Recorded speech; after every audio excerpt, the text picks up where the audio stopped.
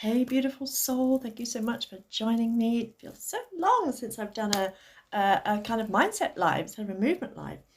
But it may surprise you to know that 69% of us, of humans, feel negative about their body image. 65% of under 18s and 45% of adults, at least, because I've not asked every single person in the body. But hey Mike, how you doing, my lovely? But over 45% of adults believe that there is a kind of ideal body type. 6 out of 10 women feel negatively about their body. And I know men feel like this as well. That means 90%, you used to feel horrible about your body. 90% feel some form of body image anxiety. And whilst this may not surprise you, because you may be the kind of person who used to feel horrible about the body, who does feel horrible about the body, I point it out because people who you think are attractive, people who you wish you look like, have insecurities. We don't realize that people we think are perfect, who we think are beautiful, have insecurities. And I said this to other people as well. There'll be people looking at you wishing they looked like you. Now, Mike, do you believe that if it wasn't for social media and magazines and kind of like this unrealistic ideal of what we should be looking like, would you feel so insecure about your body? Because until I was 8 years old, I had no awareness. My body was just my body. My face was just my face. I had no opinion either way. And it wasn't until I started getting teased about my nose when I was 8 years old that I started thinking that there was something wrong with me. And my 8-year-old brain interpreted that as, you've got a big nose, that makes you ugly, therefore you are not lovable, you are not worthy, you are ugly, blah, blah, blah. And it only takes something like that to plant a seed that develops that kind of sense of being unworthy. And I'm just so grateful that I didn't live in a time where we had social media, where we had magazines, where we had Photoshop and all that kind of stuff. That, destroy us, exactly. And it really should be being taught in schools to love ourselves for who we are, not what we look like. And yet, I mean, the magazines I used to read when I was a kid, like Mandy and Jackie magazine, we didn't care about fashion, we didn't care about makeup. I mean, someone did a post the other day about their 13-year-old self versus today's 13-year-old self. And when I was 13, the clothes I wore as 13, nowadays 13-year-olds, they look like mini adults. It's so, you were being teased at school and that probably made you feel like absolute shit, and that gives you this thing in your head that you're not worthy, because you then believe that your worth is defined by what you look like. And that, probably with you as well, with me, because I then had low self-esteem, I then did things that further damaged my self-esteem. Because I didn't like myself, because I didn't value myself, I then attracted other people who didn't value me either. I only felt good about myself if someone else wanted me. That ended up going into relationships or one night stands or whatever. And when they dumped me, I felt even more shit about myself. And we just get sucked into that kind of spiral of feeling ugly, feeling unworthy, attracting other people who make us feel even more unworthy. And I only really began the journey back to loving myself for who I am in recent years. And I developed an eating disorder from the age of 11. It wasn't so much about weight. I realized years later it was to do with, it was a coping mechanism, but it was a pretty shitty one, but it was a coping mechanism.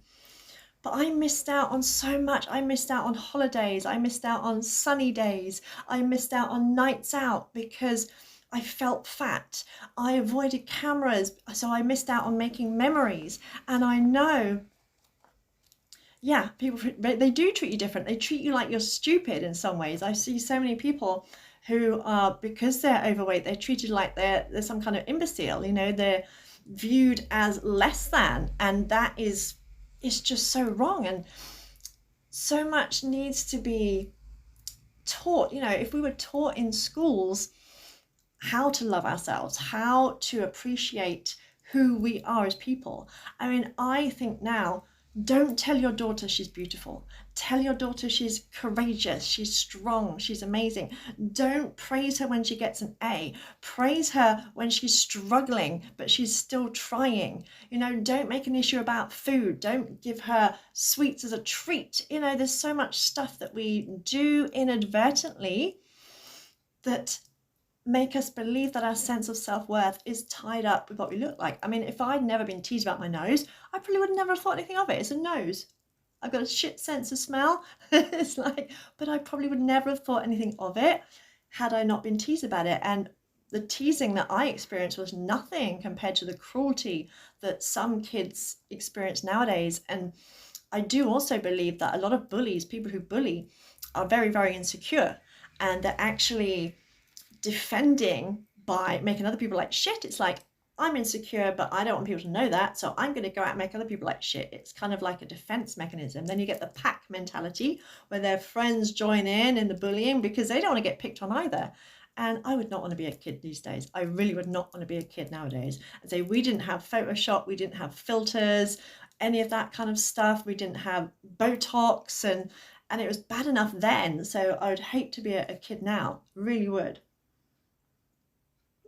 And apparently at least 40% of women and 20% of men would consider cosmetic surgery, because we feel like if we don't fit a certain ideal, then we're not beautiful, we're not attractive, we're not, and then we equate that with our worth, when actually looks fade. It doesn't define who we are. Yet we spend so many years, I spent like 30 odd years feeling insecure, having a love-hate relationship with my body, not doing certain things because I didn't want to be seen. And it is such a waste. And I hear stories of people who don't have photographs with their children because they don't like their body shape, and then they regret it because they haven't got any memories, they haven't got anything to look back on. And this is why I bring so much mindset into my classes, into my yoga and my Pilates, because I want people to know what amazing beings they are, that we're all different and we're all worthy of love. And also the fact that we have learnt to dislike our bodies, dislike ourselves. If you take a healthy, and when I say healthy, I mean a child that is born into a loving, healthy household, not one that's born into abuse, they love their body because it allows them to do what they want. They're always playing with their body, sticking their foot in their mouth, this, that, and the other. They have no problem running around naked. They feel no shame. They don't look at themselves in the mirror and hate themselves. Have you ever seen a child kiss themselves in the mirror? So we have to learn to dislike ourselves. We have to learn to hate ourselves. The good news is we can return there. We can return to a state of self-love, but that may be quite a big jump to go from self-loathing. It can be a massive, great leap to go straight into self-love. And some people manage to do it. I didn't. I had to do it slowly. And I think for me personally, the most powerful way and the simplest way is to start with our thoughts, because we get into a habit of speaking negatively to or about ourselves. We criticize ourselves, to other people, we're always putting ourselves down, we're like saying, oh, I'm not going to blow my own trumpet, we don't speak about our achievements, we don't big ourselves up, but we're quite happily slate ourselves, we're quite happily list our flaws, but we're too ashamed to say what we're proud of ourselves for. And that's just complete and utter nonsense, just doesn't make sense. So one of the easiest, simplest and most powerful ways is to start off becoming aware of our thoughts, becoming aware of what we say to and about ourselves when we're speaking about ourselves to someone else. And this is why affirmations are such a powerful tool. And the thing is, we're affirming all the time. We are using affirmations all the time. When we say things like, I can't do XYZ, I'm not good enough, I'm not as good as so-and-so, I'm always late, I can't lose weight, I always get it wrong, I only have to look at a cake and I put on weight, I'll never find anyone to love me, I'm a screw up, I'm this, I'm that, I'm the other. It's all affirmations. And we as humans, we have to live up to what we're saying. And it's like, if you take someone who's always late, for example, are they always late? Or are they late because they say they're always late, if that makes sense? You know, if someone is like, oh, I'm always late, I'm never on time. Well, do they not get it in their mind then subconsciously? Well, there's no point being early because everyone expects me to be late. So I might as well live up to that. And we kind of live up, or rather live down, to the statements we make about ourselves. I mean, I've probably told this story before, but I used to do a class called Body Balance, which is basically a pre-choreographed class, and it's an hour's class. So I had 8 separate tracks to learn. And for years, I said I couldn't learn it in 2 weeks. No way, couldn't do it. Not possible. And I finally realized that if I've been telling myself I can't, and I prove myself right, then by that logic, if I tell myself I can, I'll prove myself right. So I agreed to do it. I agreed to learn the choreography in 2 weeks, and I put more effort in. I listened to the music every day. I practiced. I did what I needed to do, and I managed to do it. And I realized that before I hadn't tried. I hadn't even tried hard enough. I hadn't even tried 50% as hard as I could, because I'd already decided I couldn't do it. So I didn't bother putting in the effort. So how often do we say something and we make it come true? So affirmations are such a powerful tool. The other way it works is that it kind of replaces the negative thoughts. This is one of the reasons why every morning when I stumble into my bathroom first thing in the morning, I will look at myself in the mirror and say, good morning, beautiful. I love you and I'm proud of you, even when I look like shit, because I want the first words that I hear in the morning to be positive. You know, imagine if you had a partner and you wake up in the morning and they go, oh, you look like fucking shit. You're useless. You're going to have a really shitty day. You might as well just give up. No one likes you. You're a complete screw up. You'd feel like shit. And yet we do it to ourselves. And the thing with affirmations is 3 things. They need to be repeated. They need to be believable. And they need to be said with meaning. Now, I've had debates before about whether affirmations work, and they do, but you have to do it correctly. You know, saying like, I love myself, I love myself, I love myself is not going to work. Or well, like, I'm rich, I'm rich, I'm rich. It's not going to work. If you say something that is completely the opposite to the way you feel right now, as you say it, your ego, the back of your mind, your unconscious mind is going to be saying, well, that's complete and utter bullshit. So if you pair an affirmation with a negative energy, negative belief, it's not going to work. So changing it to one of the ones I like is, I am ready and willing to love myself unconditionally. Because it's not a lie. You are ready, you are willing. You're not quite there yet. Being ready and willing is such a powerful thing. To say I am willing is such a powerful thing. It may sound such a small, pedantic thing for that one little word, but you saying I am ready and willing is opening a door. It literally opens a door and it changes your energy.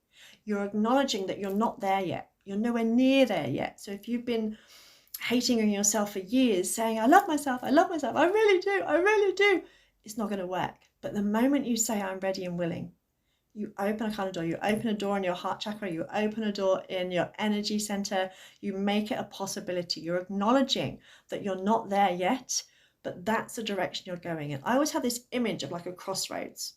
It's like you're at this crossroads and you can make a conscious decision to go this way, working towards loving and appreciating yourself.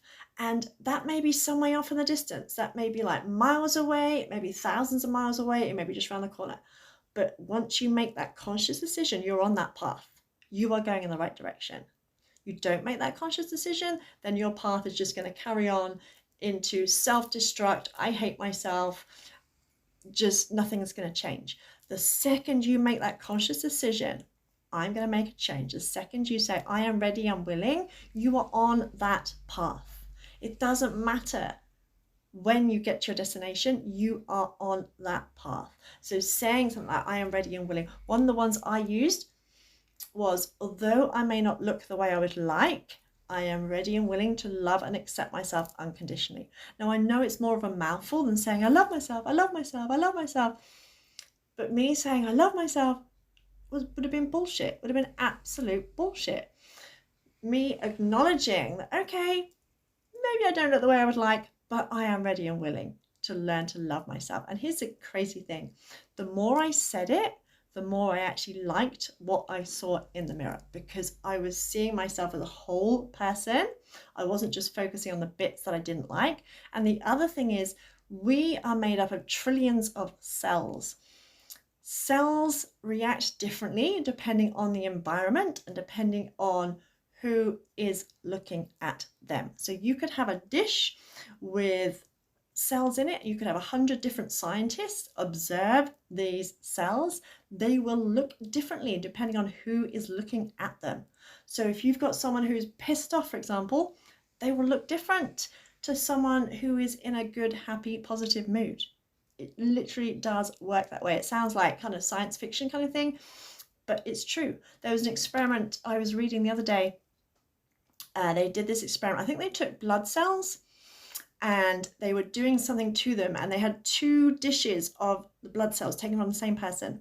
And as they did something to one dish, the other cells were reacting exactly the same. They then took the second lot of cells like 50 odd miles away. The same thing happened. They were stimulating these blood cells miles away were reacting the same, because we are made of cells, energy, and our environment, as in the people we surround ourselves with, the things we listen to, the things we hear from what we say to ourselves, literally affect our cells. If you were to look, my hand looks solid. If you were to look at it under the most powerful microscope, there are molecules that can pass through my hand, and do pass through my hand and my body, without me being aware of it, because I'm not solid. If I was to crush this hand and get all the liquid out, for example, it would be tiny. And when we speak to ourselves in a kind, loving manner, it affects our cells. It literally affects the way we look. So being kinder to ourselves, this is why I say to people, the kinder you are to yourself, the more you will like yourself. It's not just me saying it. It's not just, yeah. It is actual science. It's scientific fact that we influence our cells by what we say, by what we listen to. It's like when we're around someone who's really grumpy, who's moaning, who's like, oh, and you just feel like your energy is drained. You know, if you go into a party, who are you going to want to spend time with? The person who's moaning and just blaming the world, everything's shit, blah, blah, blah, or the person who's happy and smiling and having a good time, because it's energy, and energy, cells are energy. So when we speak to ourselves in a kind of way, not only do we see ourselves differently, we actually do physically look differently. So you can start with the I am ready and willing to love and accept myself unconditionally. But you need to repeat it, and you need to, or you don't need to, but I would recommend looking at yourself in the mirror, looking in your eyes, which when you first start is really strange, really icky, and you're going to want to look away. You're going to want to look absolutely everywhere but at yourself, because it's weird. The more you do it, the easier it becomes. Things like, if you don't like your body shape, for example, just using the affirmation, oh, I'm thin, I'm thin, I'm thin, I'm thin, is not going to work. But saying something like, I love being in my strong, healthy body as I work towards achieving my optimum weight. Yes, it's a fucking mouthful compared to the first one, but it's true. It's the truth. Saying, I'm perfect, I'm perfect, I'm perfect, is not true. But saying, I accept that I'm worthy of love as imperfectly perfect as I am, is the truth. So we need to become more aware of what we're saying to ourselves, what we're saying about ourselves. And as I said in class this morning, there will never, ever, ever be a time when you don't have negative thoughts. There will never, ever be a time when you never have a doubt about yourself, or you never have a critical thought about yourself. The trick is just to be aware of it, to notice when it's happening and change it. simply change it. It literally does get to be as easy as that. I'm doing it all the time. You know, the other day I was recording some videos and my mind's like going, oh, look at you, look like shit. You got like bags under your eyes, blah, blah, blah. And I immediately was like, wait, hang on. If I go down this road, I'm going to sink into like a really shitty mood. I'm not going to want to put any videos out. I'm going to like be just, no, I'm not going down that road. And that's the way it is. You just become aware and you switch it. So if you're having a negative, unkind, toxic thought about yourself, you switch it. You forget something at the shop and you start going, oh, I'm fucking useless. You switch it and say, no, I'm not useless. I just simply forgot. That's all it is. I just simply forgot. I use an affirmation before I go live. Part of my affirmation is, I am guided by my higher power, my higher self, to guide and inspire others as I continue on my own journey and development. On my own journey and development. Because there is no there. You don't ever get there. There is nowhere to get to. It's all a journey. It's all a journey, and it all starts with a conscious decision. You can pick your own affirmation, put it on your mirror, say it every time you look in the mirror, but say it 20, 30 times. Every time you look in the mirror, say it with meaning. Don't just say, yeah, I love myself, or yeah, I'm ready and willing. Say it like, I am ready and willing to love and accept myself exactly as I am. I am ready and willing to love and accept myself exactly as I am. I am ready and willing to love and accept myself exactly as I am. I am ready and willing to love and accept myself exactly as I am. I am ready and willing to love and accept myself, and put emphasis on different words each time until it becomes your truth. Until it becomes your truth. And always keep in mind, no one is perfect. No one is perfect in that they never have negative thoughts, or they don't ever feel self-doubt. It suddenly occurred to me a while ago, because so often, new moon, full moon, right, that's it, I'm releasing self-doubt, blah, blah, blah, blah, and it finally came to me. But that's impossible, because doubt and fear, that's human. That's our human side. And as we are having a human experience, it's not possible to let go of doubt. It's just not possible, because it's always going to arise in whatever form. But what we can do is not let it derail us. What we can do is be aware of it. What we can do is observe it. What we can do is change our thoughts when those thoughts arise. What we can do is honor, acknowledge those thoughts. What we can do is praise ourselves. What we can do is focus on what is good about ourselves, what is amazing about ourselves. What we can do is focus on the fact that what is beautiful about this world is that we're all different. You know, you don't all get the same flowers. These are a bit dying off now, but like these flowers, there's wild garlic, free food everywhere, and some bluebells, so they're dying off a little bit. But they don't look the same, do they? They don't look the same, but they're still beautiful. They're still beautiful. And that's the thing. It's not what's on the outside that makes you beautiful, that makes you lovable, that makes you worthy. It's who you are. And I'll just say this before I finish. If you, and many of us have, if you've been through shit, if you've been lied to, if you've been mistreated, if you've been hurt, if you've been thrown some really fucking horrible curveballs, if you've been through trauma, if you've been through loads of shit, and yet you are still willing to trust people, you still want to love people, you are still kind, you are still smiling, that makes you a fucking warrior. That makes you an amazing, beautiful person. And I don't ever want you to forget that. And if I hear you saying anything negative about yourself, I shall be round there and I shall slap you round the tushy. So go and get a bit of paper, write yourself an affirmation, write one that aligns with you. If you want to help, if you want some help, if you want to check with me, say, is this kind of on the right lines? There's no right or wrong, but you just want to write it in a way that your subconscious mind isn't going to go, well, that's fucking bullshit. That's not true at all. I can do that. Just send me a message. That's perfectly okay. Write it somewhere you can see it. Preferably have it so that you remember it, so that every time you get in the car and you look in the mirror, you can say it to yourself. Every time you catch a glimpse of yourself in a window, you can say it to yourself. Every time you see a reflection in a puddle, you say it to yourself.